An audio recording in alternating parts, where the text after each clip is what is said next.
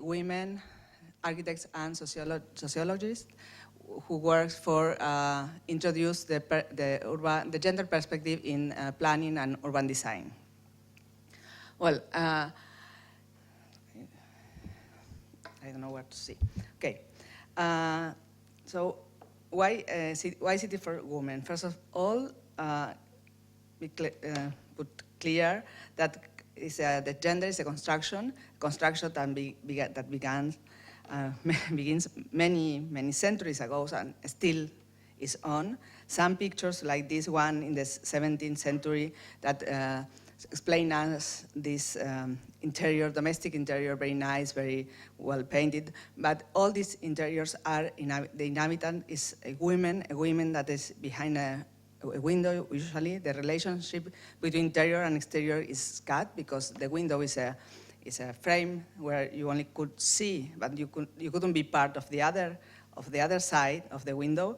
And also these women are always doing the domestic work or the reproductive work that is usually invisible for outside and still is. And still is a work that major part is done by women.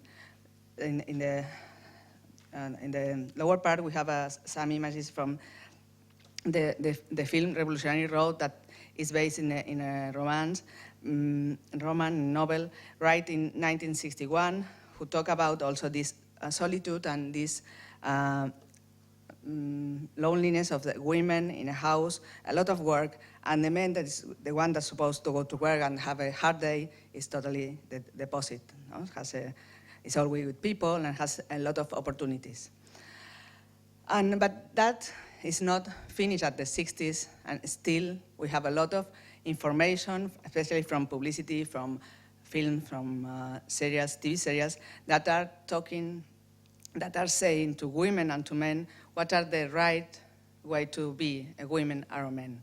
So the gender is a construction that says that the women, because we are able to give birth, that we have the special characteristic to take care of others, and that's our aim or principal work in our life. And men are the one that goes out, that make the important things that will make the productive work. And here we can see this Lego publicity in 1981 is quite equalitarian.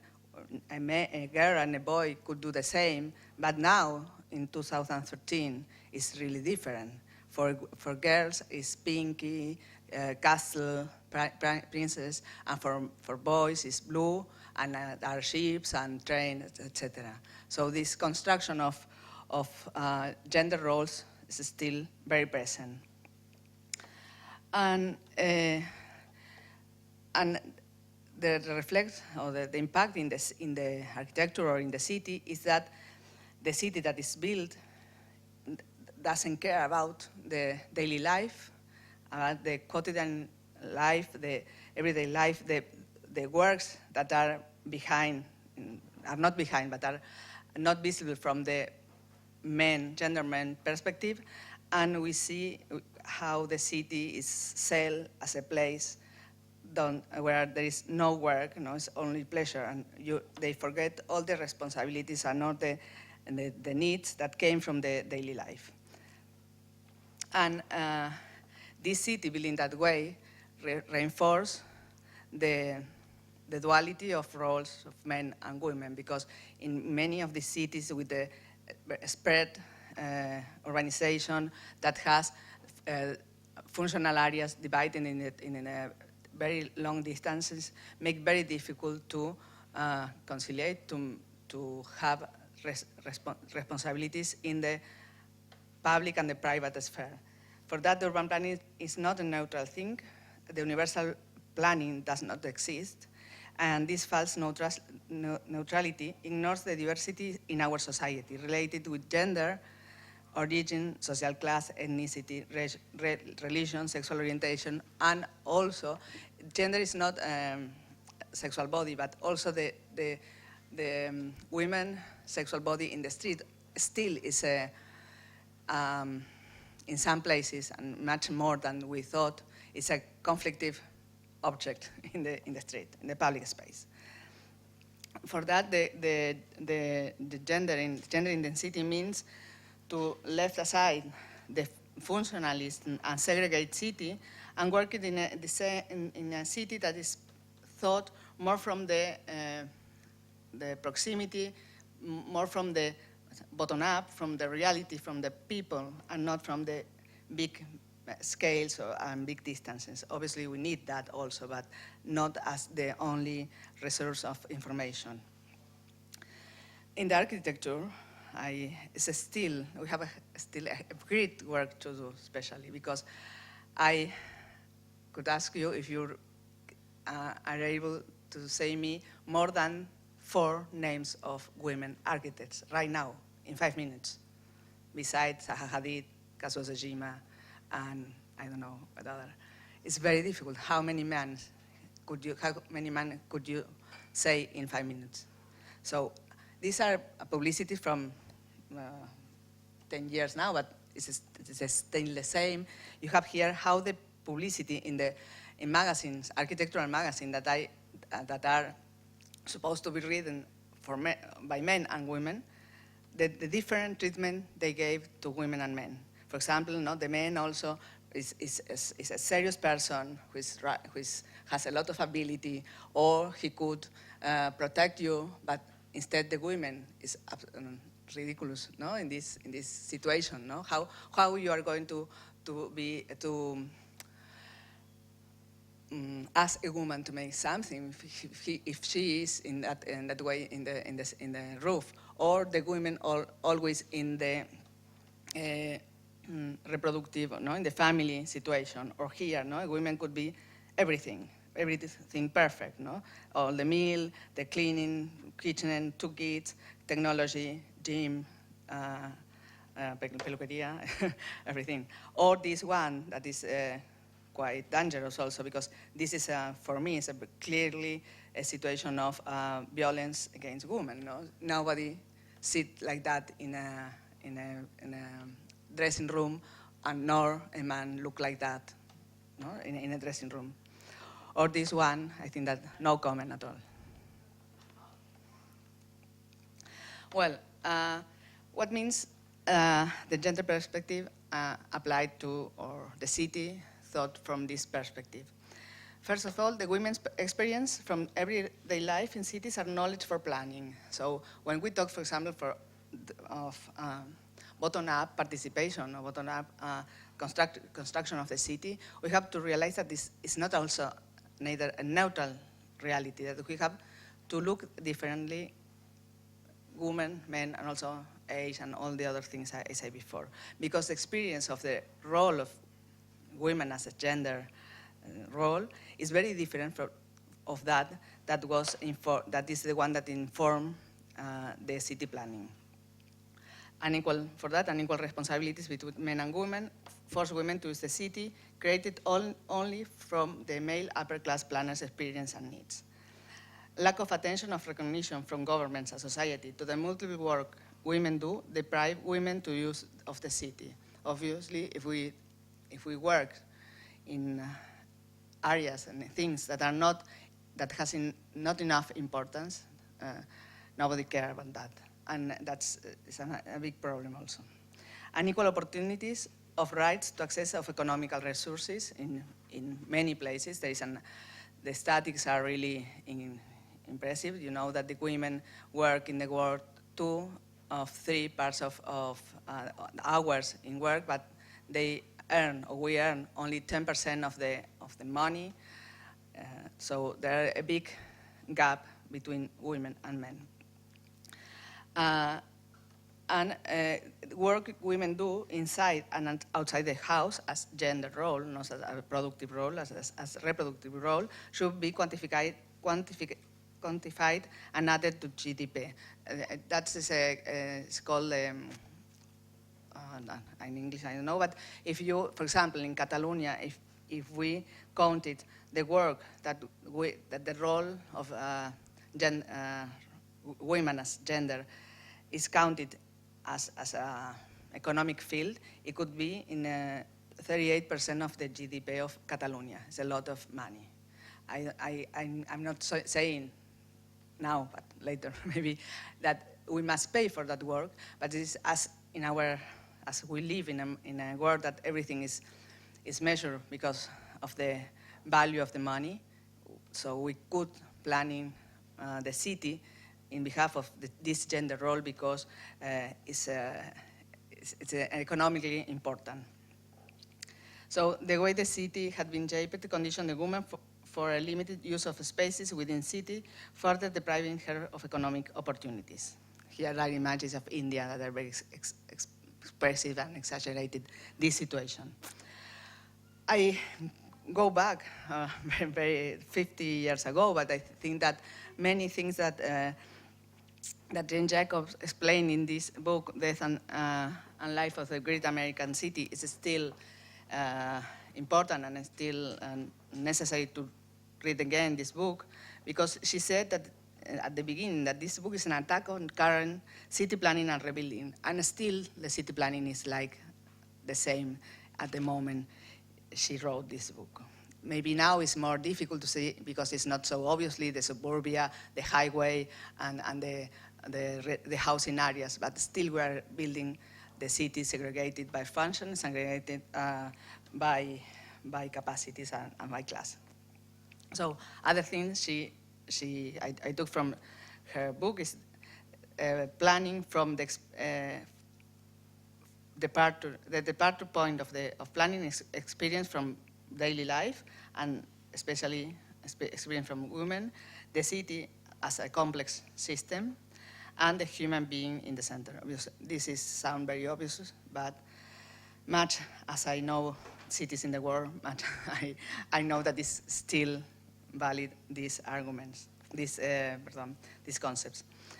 And some of the women and the experience along the history that demonstrate how the women have another approach to the urban planning. And Daphne Spain in this book, How Women Save the City, I think that give a clue about this municipal housekeeping. I'm not going to stop in every point because we have short time. For example, these other cases related with this municipal housekeeping, there were in many different cities in the world groups of women that had money to create a kind of school or houses to aid other women to develop their own life, also to have spaces for kids. And in Barcelona, also we have a very pioneer experience that is the first European library for women, founded in 1909 by Francesca Bonmaison, and later on was in the same place she created an institute for women. Also was the first space in Barcelona for women to study or to have professional studies.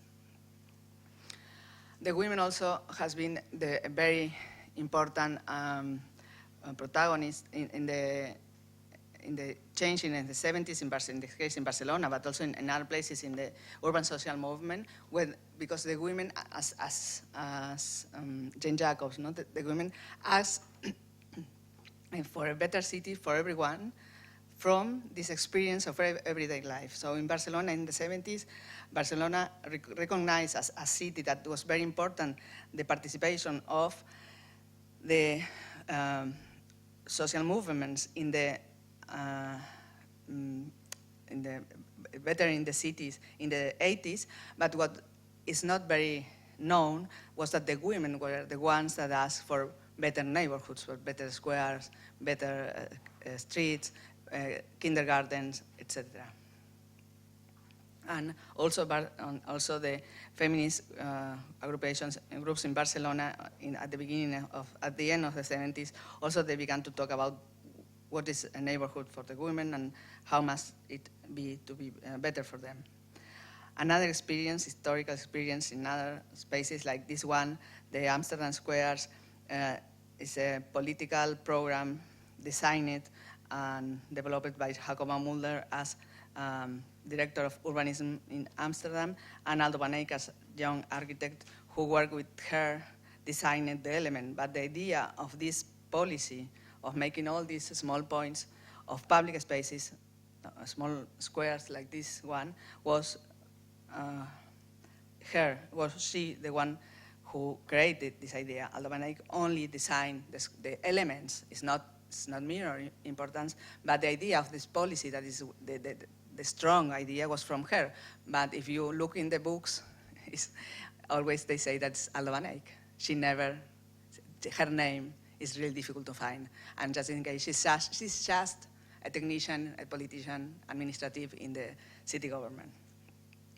And right now in Vienna, I think that is the city that is much advanced in applying the gender perspective in planning, and always in this planning from small details, from the details. In this case, is the upgrading of this neighborhood near the center of Vienna, Maria Hilfer, and the question they do to decide which project they must do in this neighborhood is that who is using public space at 3:30 p.m.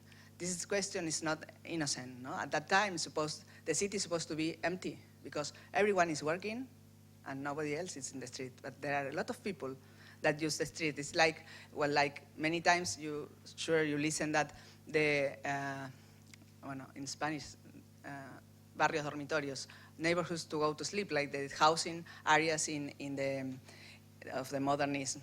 But was a neighborhood to go to sleep for men, who are the ones who go to factories and morning and come back at the afternoon. But for much of the women, the eldest, the kids, and the young people, is the neighborhood, is where they have their life have place. That's why this question is not innocent. So you see all the people there, some are working like this one, other are doing different kind of works or different kind of things. So for me, what could we learn from women's action?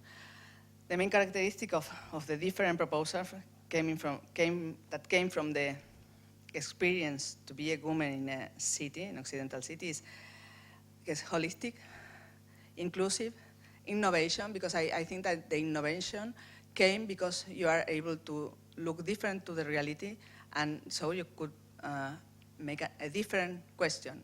If you have not a different question, you couldn't give an innovating response. If not, what we see now as innovation many times is just a skin image. And also the action, theory, and action. Always from the action, the women create the theory, and again, from the theory, we action. For example, also the co-working and co-responsibility, I don't know if correct these two words, but what means that is we work together to have better condition to life. It's not like someone came paternalistic, no, from the upper part of the society, of the government. I gave you the opportunity to live better, but without caring if you could live in this place, if you are able to understand this place. This is a very, very interesting experience in La Paz, Bolivia. It's a house for women, created by women, but women that has money, education, but it's a place for all kinds of women, especially addressed to women in problems, women who have problems of violence, women who works in the street, as in the market or as prostitution, or women who works as in the domestic works for others. This house has the upper part, they have a kindergarten open 24 hours a day and 7 days a week because the women, the mothers of these children works in all these works that has no weekend and not nights. The other thing is, well, they have a lot of elements of support, but they work together and they are responsibility. Okay, and in this case, the other case is that they focus in real people and not in this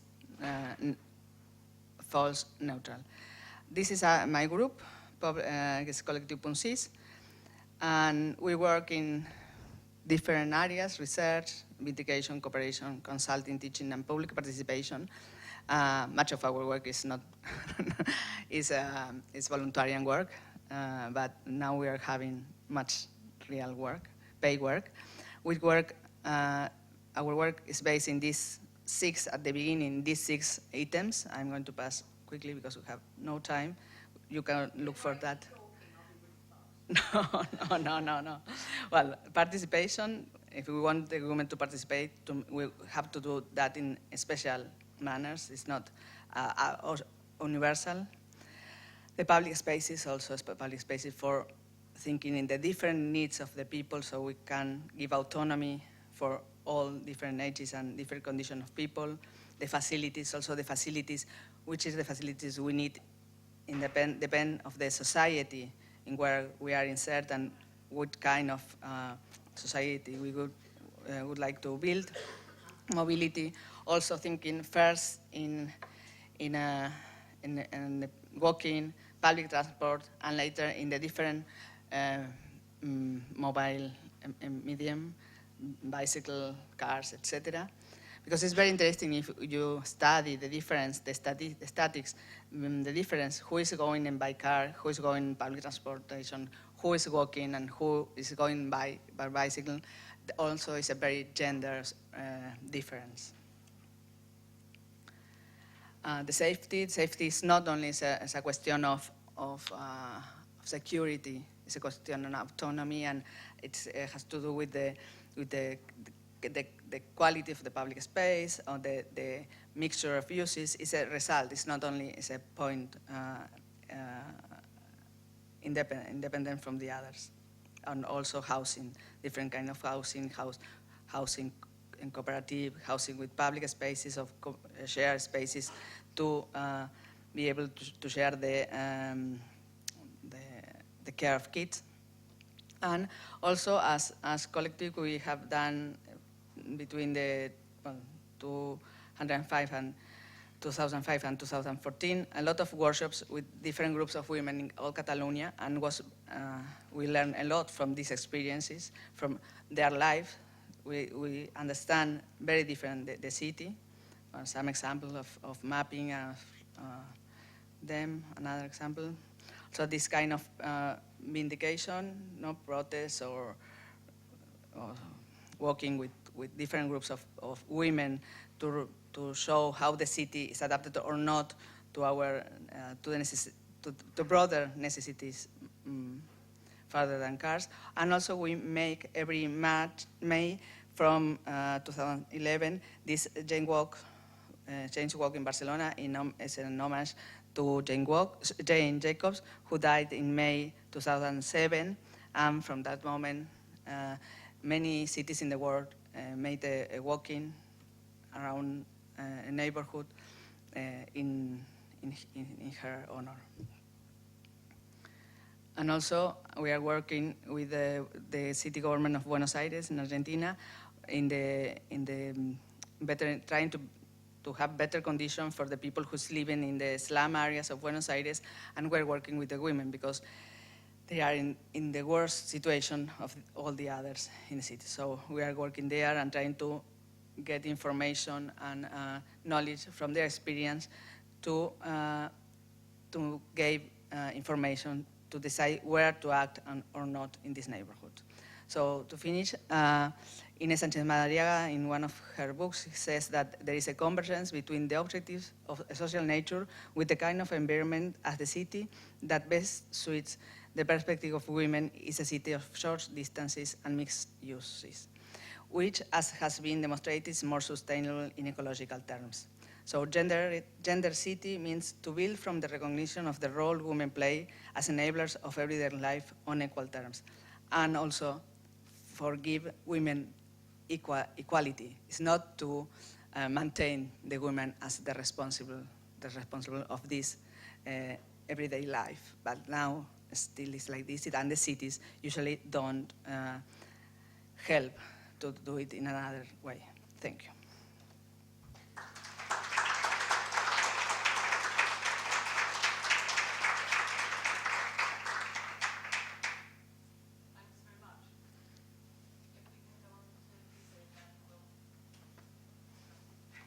I'm glad to say that we had a psychic conference call, the two of us. So I think that what I bring can be read as a response to what we've seen. So thank you. And what a pleasure to have these simple truths shared. So although in some ways at MUF, although I do a little bit of teaching, and some can see one of the excellent students, one or two of the excellent students in the back, most of the energy, it came early on, the recognition that to have a practice and teach and have children is almost impossible. And when I told Nigel Coates, I was teaching at the RCA at the time, that I was going to give up, he suggested that said child maybe could be adopted as a choice. But it was a little bit stressful accepting this invitation because I taught at the AA, and it was in fact the last lecture series, women-only lecture series 20 years ago, that I introduced 3 brilliant women that I knew to each other. Juliet Biggood, the late Kath Schonfield, and Catherine Clark. And at the drinks after the last talk in this lecture series, it's possible that this is the first women-only lecture series that has happened at the AA since then. And in honor of this fantastic occasion, that's why we're having drinks upstairs. And so I hope some new MUFs will be formed at the drinks, because it was a rare opportunity. And so, you know, London is a weird place to be working.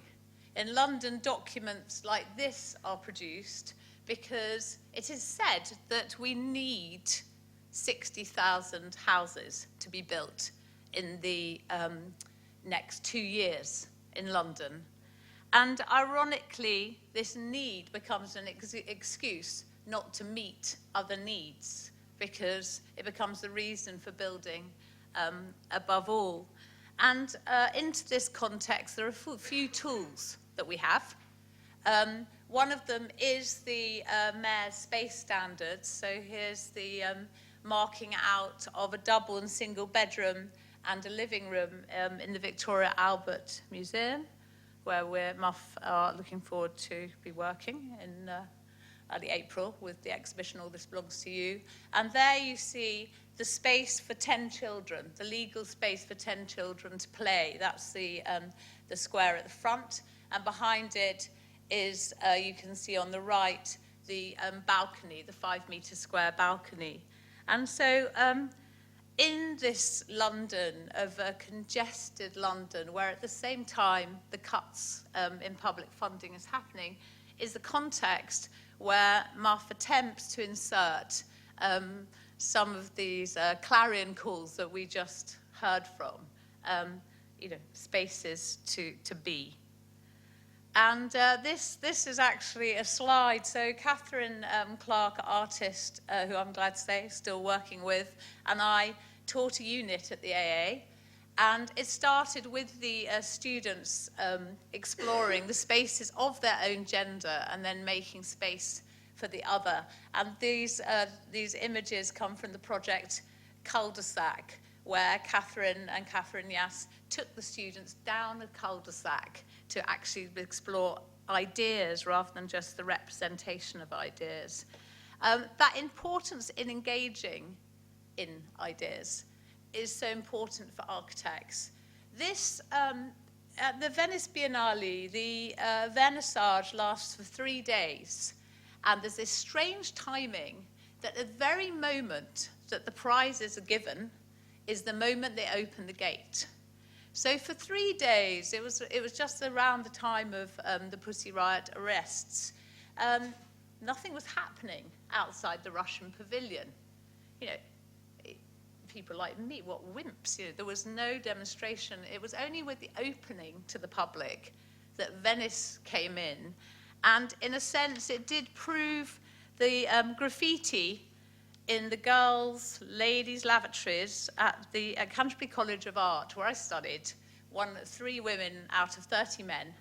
And in the women's lavatories, which was in the fashion department, because there weren't very many girls, the graffiti said, "Architects are like cream, rich and thick." And this idea of architects not engaging, I think, was exemplified. And I suppose, like you, I'm interested in the way that use and presence, and we're interested in that, can change meaning of spaces, and the possibility of insertion of use can reframe what one understands of a place. And so I think at this moment, and you so poetically described it, it's important when talking about women and urbanism to, as Feminista Jones says, to declare one's own privilege. So, one of my privileges was to teach at the AA, but also I'm a freeholder, white, brought up in a house of books. And so perhaps what does one do with that privilege when one also has some other experiences of knowing, such as being sacked from the AA without maternity leave, and how that actually there are experiences which can cut in, but I think one has to recognize one's privilege and what one will do with it. I'm now going to speed through, one, and understanding what urbanism is, and that urbanism isn't separate to architecture. Sorry, student who's already seen this.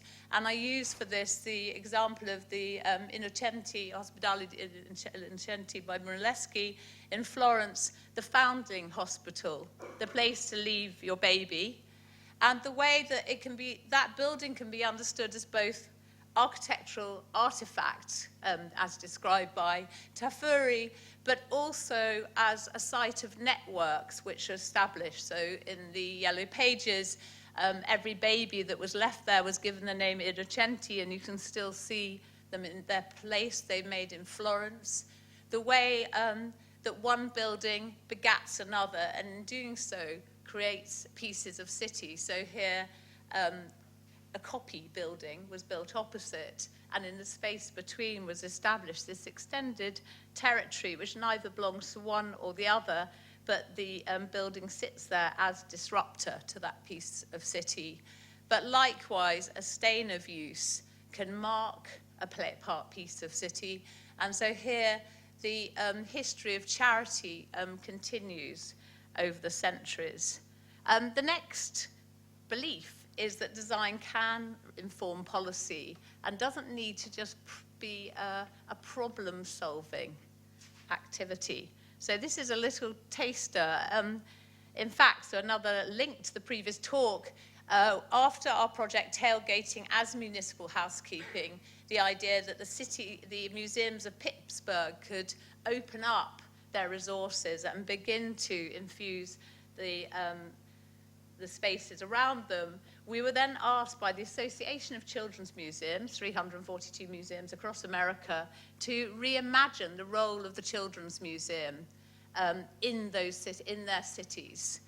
And so we propose that they should stop being the lactation room of play and change their role. And why we called it lactation room was these museums were set up as a replica of city life, a safe version that you, instead of taking your child down the street, you take them to this safe version of the city. And our American clients were horrified by this analogy. What's wrong with lactation rooms? They're so great, women can go back to work. So these are rooms which are codified by the American Institute of Architects, and where a strong breast pump is placed, so people spend a minimum time away from their desk. And what's interesting is America, along with Liberia and Papua New Guinea, are the 3 countries with 0 maternity leave. So the American architects look at the problem and solve it with a rectangular room, rather than getting angry and getting involved. And I think that idea that maybe design, instead of concretizing policy, that question of can design inform policy is something that we are interested in. So that balance between the built and the lived, buildings and cities, and strategies and the detail of experience. So what we suggested to them, that if the power of play is play itself, it was time that they started playing with the status quo. And so we used play as not just not a metaphor, but rather a mode and an ideal, and suggested, these are just tasters, if you're interested, you can read it on the website, that attunement, i.e. a reciprocity between museum and city, but that can also stand in for planner and city, the idea of the give and take, and of one begatting the other, which is that gaze that we see in the image on the left. The child smiles, the adult smiles, the child smiles. So that idea of a responsive form of planning, but also pretend and symbolic play, the idea of taking on the clothes of other institutions and reimagining the possibilities of them. So those were two modes, and now I'm just going to very quickly just give examples of our efforts. And I'm really looking forward to a good crit after this of have we achieved the ambitions that you set forward? Is it possible if one, I think at a session like this in Paris, somebody said, well, Muff's work is the strategic sellout, i.e. you get the job and you try to keep it long enough without getting sacked to be able to make some small effort. And so perhaps we can see how much we did. So the first example was Barking Town Centre. This was the first private investment in Barking on the far east of London in 60 years. And the deal was that in return for 500 private flats, a new public square would be built. And using the same mode that some clients might recognize, we started very quietly, piece by piece. And the fact that the square was only released as the money came along, we were able to begin to build up a dialogue, because I think that's the role that built projects can have, is that they make, architecture is slow, as me said, they make some time to be able to have to move conversations forward. For example, conversations about whether benches are dangerous and what will happen to them. Will they be scarred or will they be burnt? And in fact, people just end up sitting on them.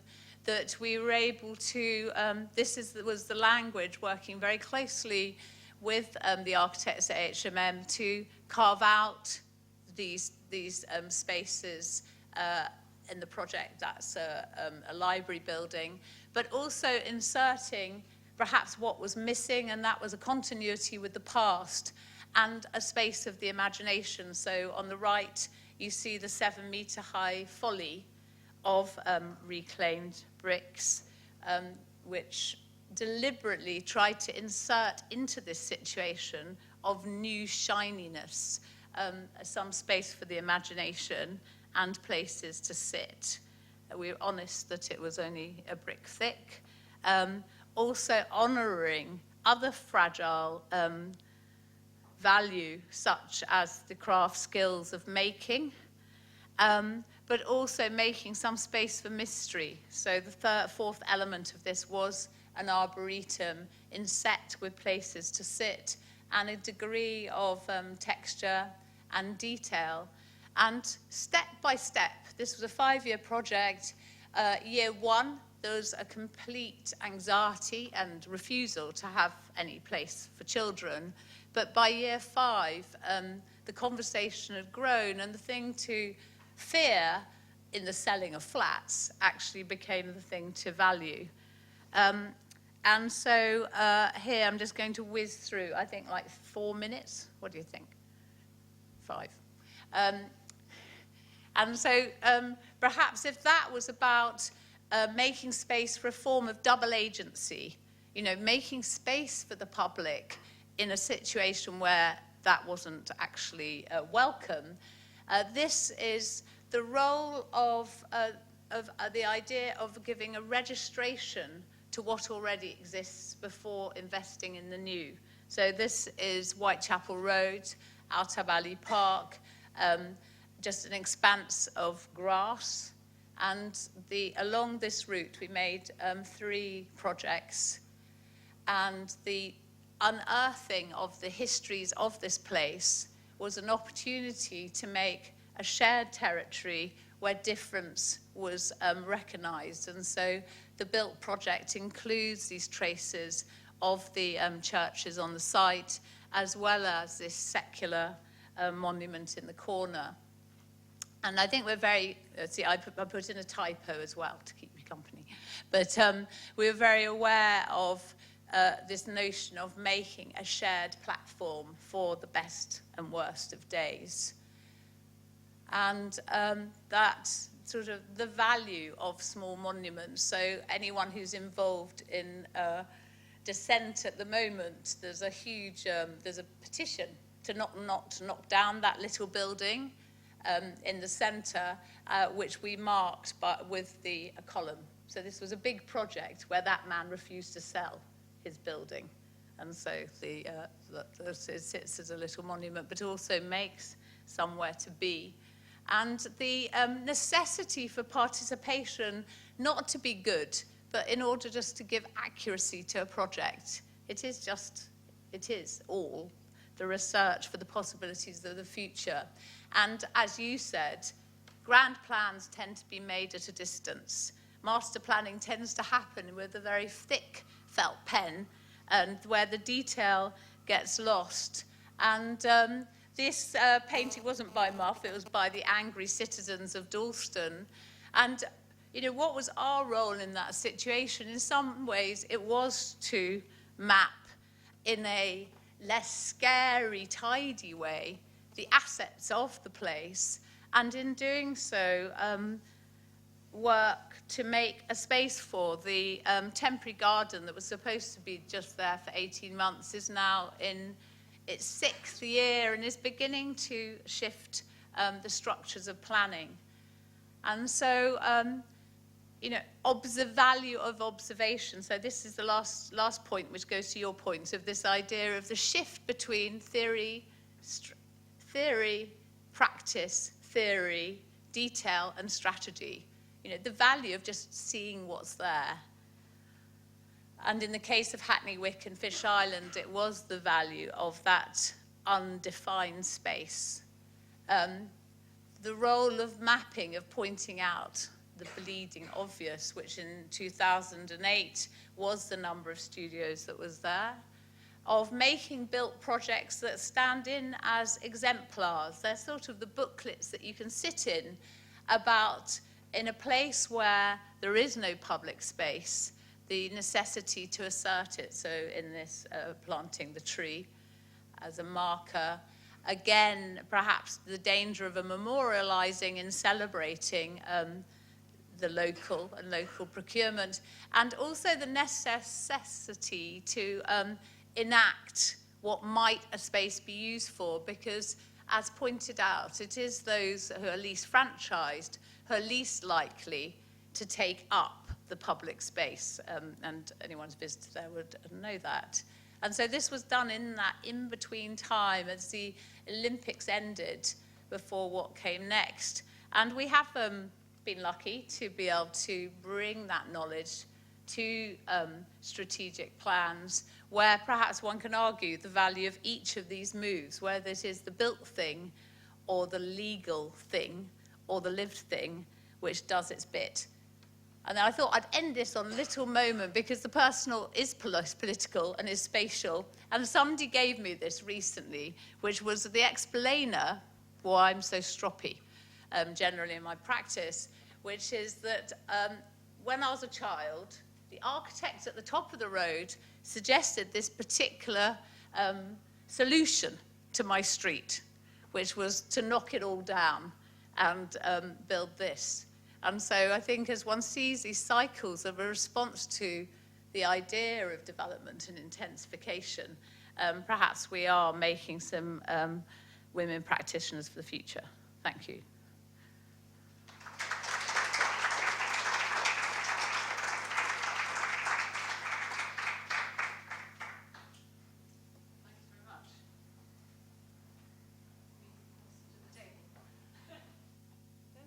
Move this.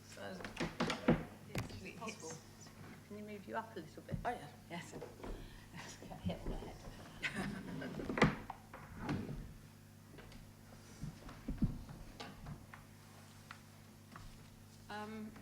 We've not got a lot of time before we're supposed to be upstairs, unfortunately. But if we could just start, I don't know if you've got any particular questions for each other.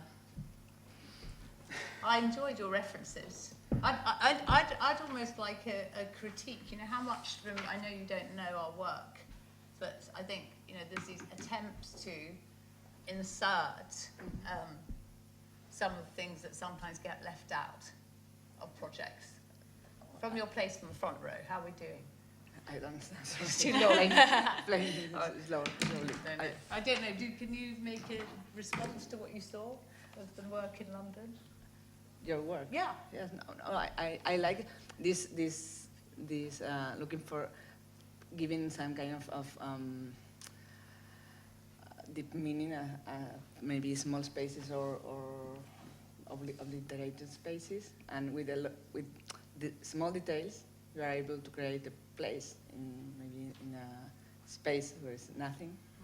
And I want to go there to see these places because it's full of life and opportunity. I thought of Almodovar when I watched your presentation. The films of Almodovar. Almodovar, how do you say that? Yeah. Yeah, because you know, there's always these women who are both strong, but they're in these situations. Yes. And so that your presentation, I think, did anyone else get that thought? That they felt as if there was a familiarity in the project? I really enjoyed that. I thought it was very interesting, the references to magazines and so on that you brought up, which was within that context, which, it's extraordinary to see it all still there after many years. Yes. Many times people think that now it's not happened that, especially when we talk about that in school, the young people said, it's not happening anymore, but you see the numbers and hopefully, desgraciadamente, sadly, it's still happening, and also the publicity and the successful images of a woman and a man, also both of them are still very prototypes and in these excluent roles and sadly the students, the women students, have not the same opportunity as men till now either. So we have to work a lot. They're all leaving as well. I mean, last talk I went to, it was the Pritzker Prize talk. There were some really super articulate students, and I think some of them in the room again today. I mean, there were some excellent responses. Has anyone got anything they'd like to share today?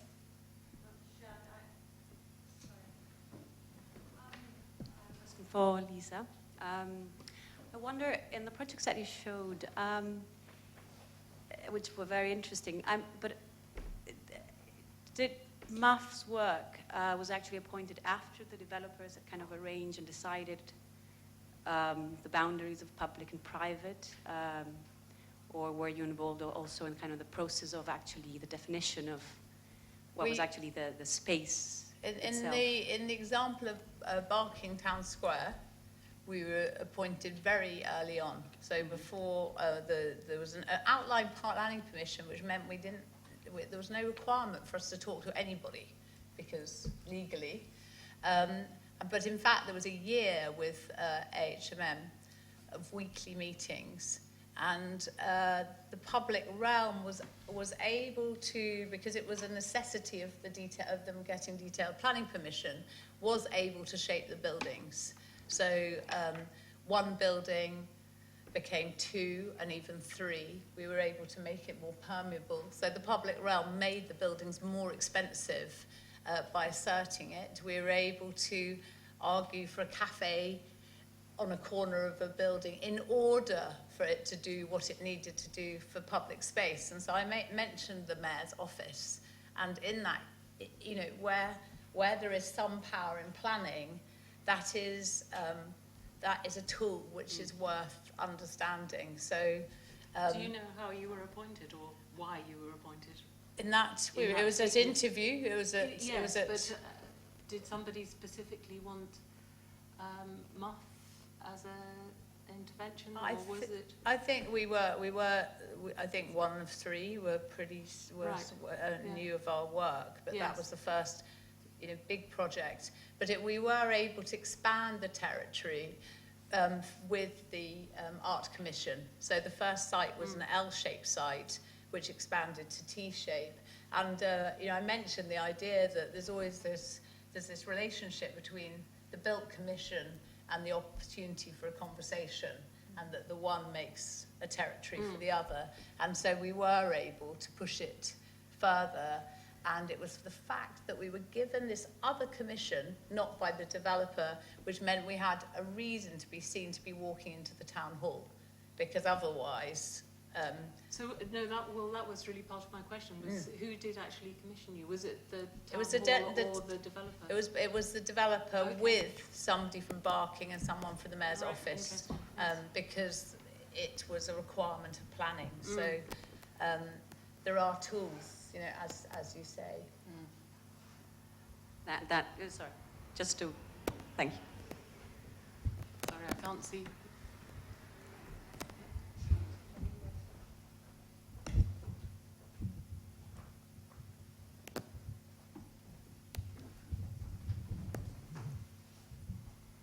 Hi, I'm Sally Lewis.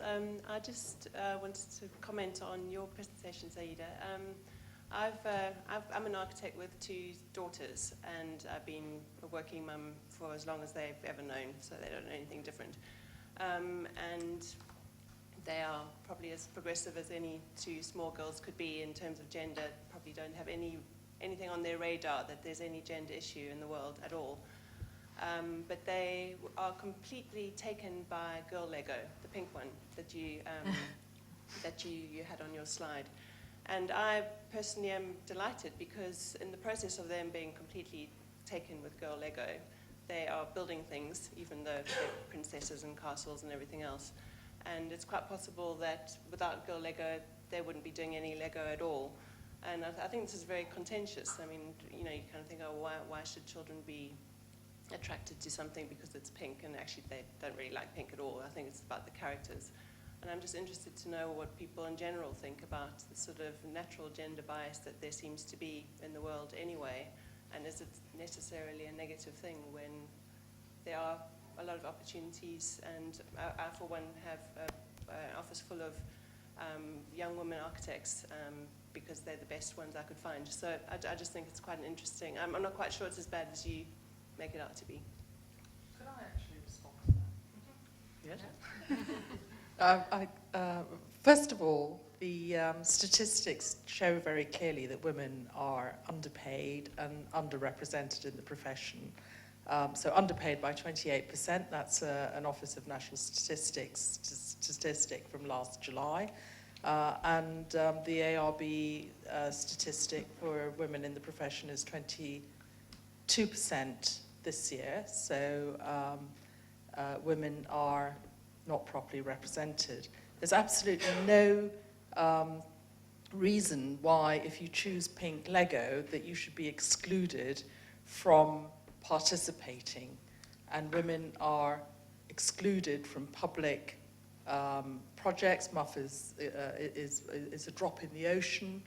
And there are 1 million more women in this country than men, but most publicly procured projects go to men.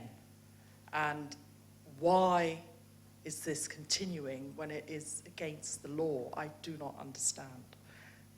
Could we have a response from... No, I want also to say something.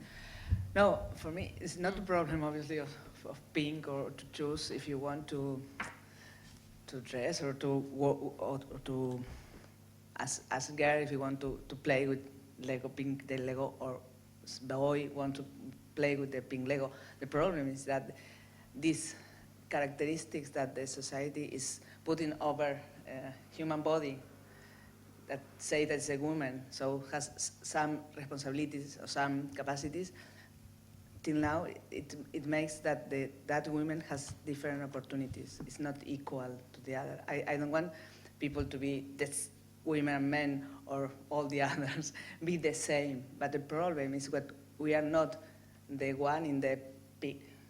We have not the same opportunities, and that's is very sad, but it's still happening in the university. I don't know here, but also in Spain, in the university, if they have to choose in the after PhD thesis, the first works for researching, many times, or mostly most of the times, are choose the men because they are not going to have babies, because I don't know why, but that's the problem. Obviously, it's not a problem of and also. But it also goes back to the days when I was a student, which is a long time ago, when somebody wanted to, a woman in my year wanted to design a bus station, and the tutor said, "That's not very feminine, why don't you design a boutique?" So, you just sort of think, well, hang on a minute, are we going back in that direction? Because I thought we'd moved on from that. Just to be clear, sorry, I'm not saying I disagree with anything that you're saying. I'm saying that there's a little ray of hope here. I'm trying to be positive that this is a good news story. That girls can like pig Lego and be very feminist at the same time. I suppose that's the point I'm trying to make. I'm completely aware of all the statistics because of the AJ surveys, etc. So yeah. I agree with you. Maybe history moves so, but this little up and down of history. I think that was particularly why you showed those two pictures. It was just a couple of decades between them. Yeah. And I think that doesn't so much it doesn't diss girls' Lego per se, because it's got some really good pointy bits that you don't get in boys' Lego. I'd just like to do a call out for a man, just because I realise this is being, and I only gave name checks to the women I'd worked with at the AA. So Dominic Cullinan, great teaching partner. This is things being recorded. Yeah, it's like Sleeping Beauty. If you don't invite everybody to the party, terrible things happen.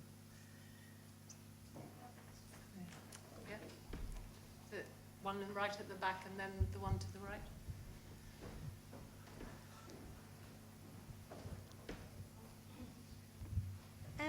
I thought it was really interesting, your idea about checking your own privilege, because obviously, like you said, as as a middle class and a white person, you have a degree of privilege that you're perhaps not aware of by focusing so much on the feminine, in quotations, disadvantage. So I was wondering, with some of your public space projects, how do you find you negotiate what you refer to as your privilege in order to access kind of other narratives? It seems like a lot of your projects are about shared space, shared narrative, or interactions between many people's narratives. So how do you find you get outside your own box? Because that's perhaps a methodology that everyone could use. How we do it by spending enough time in the situation. We've found the quasi-objective aspects of mapping useful, because to put something on a map means that you have to have an exchange to find out who they are.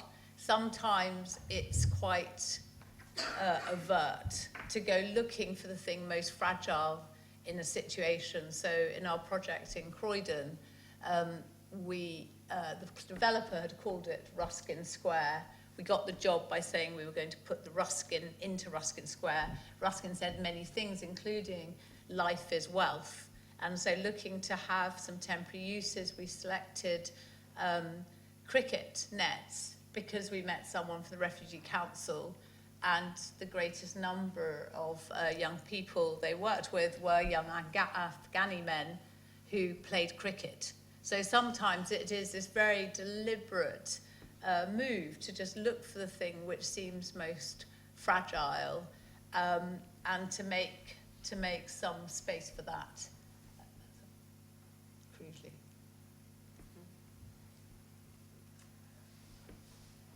Did you want to respond to it? Yeah, how? Go on.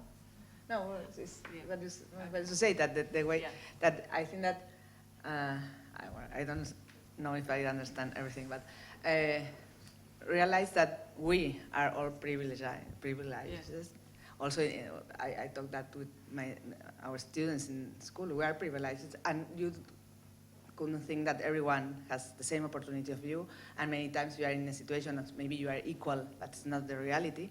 And also when you go to a place where there are the others, the many others, the things to be able to say what could happen there is to stay there a lot of time, observing what is happening, talking with much more people you could, and also if you could make some work of participation and talking directly with the people who's living there, and what are they doing every day, and which are the places they like or not like. Because when you go to some neighborhoods that are not very close to you and where live people very different from your life, many times it's very difficult to understand which are the places, the nice places, or what mean the space for them, because the image and the story that the place told to you is very different from what the people that's living there. So that's very important. So to stay in the place, but also to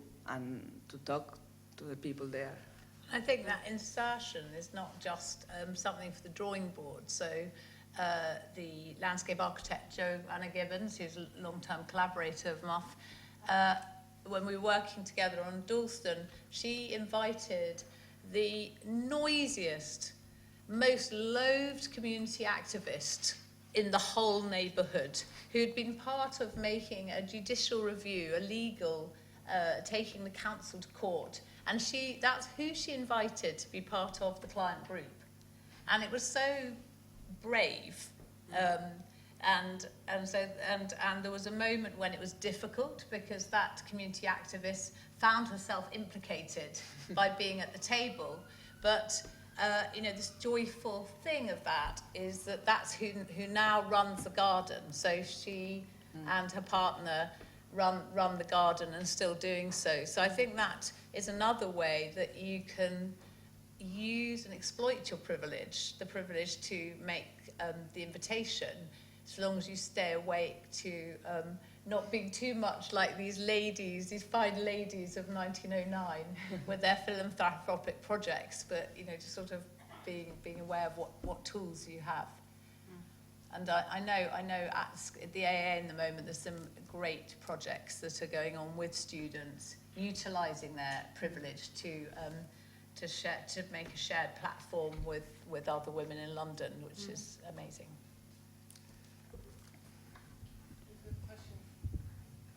Yes, I just wanted to sort of pick up a number of things really, because what's quite interesting was sort of how things have changed over time, and in what way is the gendering sort of different now from how it might have been 20 or 50 years ago. And I think what's really interesting about what both of you are saying is that what you seem to be trying to do is to bring a much more kind of multi way of looking at spaces and experiencing them. And in a way, the whole sort of Lego thing really, what capitalism wants to do is to build on fear and to make things very simple. So, of course, girls are very creative and imaginative, as are all young children. And, if they're either offered pink or blue, then they'll pick up whichever one that people think might be the one they're supposed to pick up, and they'll do creative things with it.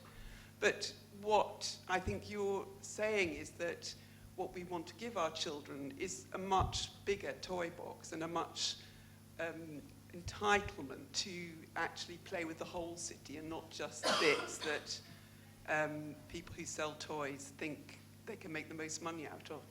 And I think that's our real problem as architects, that we're not working in the kind of early toy world where all sorts of toys were available and we could do all sorts of creative things with them. We're working in a city which the opportunities to build are essentially generated by market forces, and they create these very narrow choices.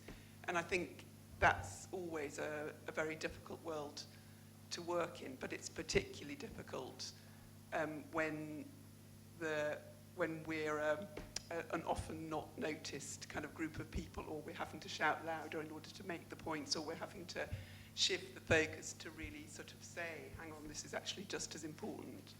So I think there are changes that have happened. I think the Lego thing is actually really interesting, and I think it's a sort of result of women becoming, in some ways, more powerful and more present. That along with that has come a sort of need to put us back in a box. And I hope they're failing miserably. That was so beautifully said, so beautifully said. And I suppose one doesn't know, like, if you're battling to insert something that isn't necessarily solicited. So a lot of MUF's work is unsolicited by our clients.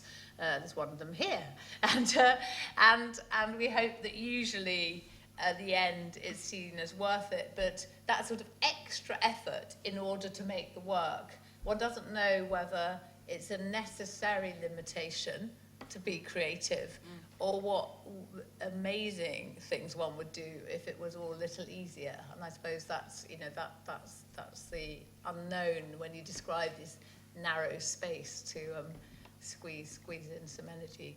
Actually, that was a question that I had, was for both of you really, was how important do you think it is working in a women-only environment to sort of address the direction of change? Well, when we started, we were all women, and all our consultants were women, which was quite an achievement. So we had, and now many of our consultants are women, but we have two excellent men working in the office. It's never more than, we're always more than 80% women, but they do okay. I mean, I think, but I think it's essential. I think it's important that there are some spaces, and there's two current members of MUF there, Amy Linford and Louisa Lindstrom. And I don't, you could, wearing pink. There's Louisa wearing pink. And so, you can, at the drinks, just to ask them how it fares, because they've tried both. I want to say something about the extra effort, you say.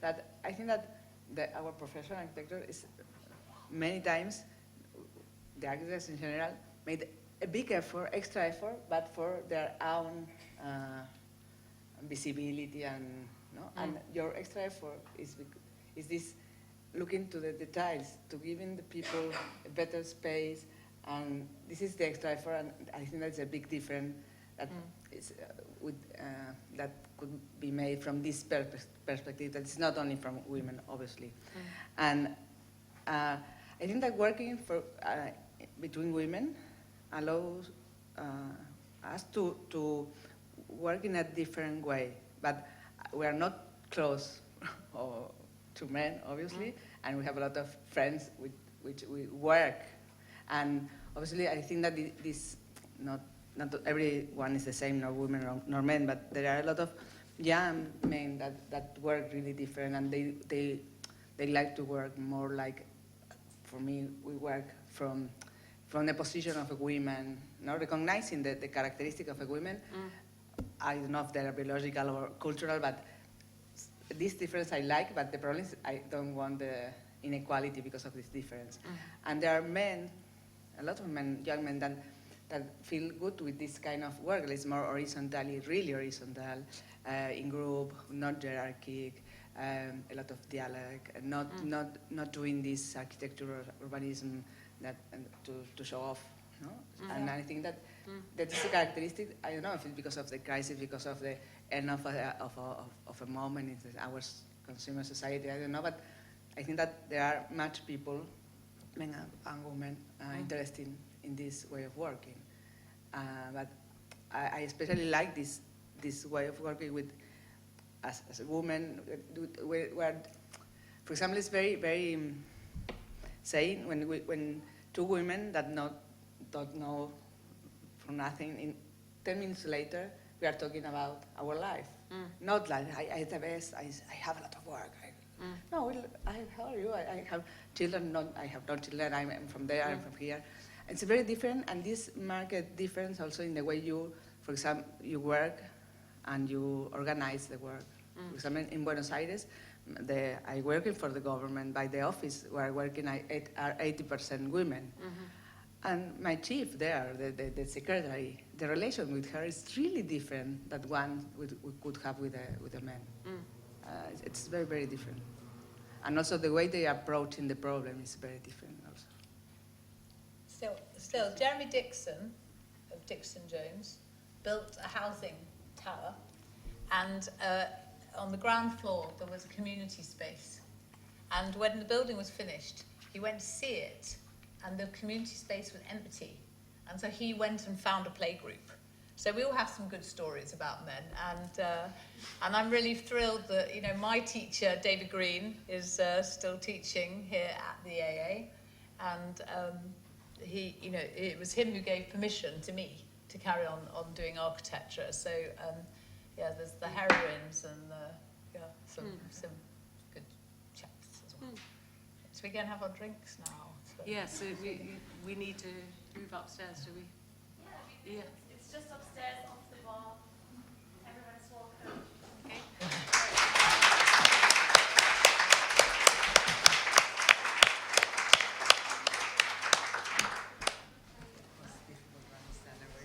Oh, you did well. You did well. We should have done this in Spanish, and then I would have understood nothing. Yeah, invite me to Barcelona.